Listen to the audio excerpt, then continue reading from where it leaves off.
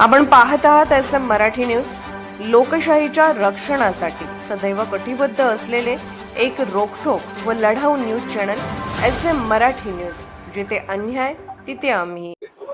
गेल्या 2 दिवसांमध्ये विजेचं भारनियमन पुन्हा आणि सरकारने सुरू केलेलं आहे। 8 तासाची वीज आता 6 तासावर आणली आहे। या संदर्भात अधिकाऱ्याशी मी संपर्क साधला। हातकणंगलेचे शिरोळ आणि हातकणंगलेचा चार्ज ज्यांच्याकडे आहे ते आडके साहेबांच्यावर मी प्रत्यक्ष बोललो। त्यांच्याकडून मला असं सांगण्यात आलं की परळी आणि अन्य 2 जनरेटर हे बंद पडल्यामुळे तांत्रिक कारणामुळे विजेचा तुटवडा निर्माण झालेला आहे आणि त्यामुळे तात्पुरत्या स्वरूपामध्ये 2 तास भारनियमन लावलेलं आहे। परंतु कदाचित आज किंवा उद्या उत्पादन विजेचं पुन्हा सुरू होईल आणि वीज पुरवठा सुरळीतपणे चालू होईल असं त्यांनी सांगितलंय। तांत्रिकदृष्ट्या काही फॉल्ट झाला किंवा काही बिघाड झाला आणि त्यामुळं वीज पुरवठा कमी झाला तर आपण काहीच करू शकत नाही।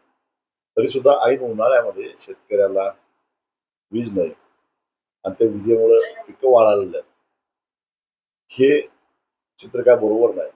तेव्हा अधिकाऱ्यांनी डोळ्यात तेल घालून लवकरात लवकर ही तांत्रिक बिघाड जे आहे ती दुरुस्ती करून घ्यावी आणि शेतकऱ्याला पूर्ववत वीज पुरवठा करावा असं त्यांना सांगितलंय। समजा त्यात काही कुचराई झाली तर संघटना रस्त्यावर उतरल्याशिवाय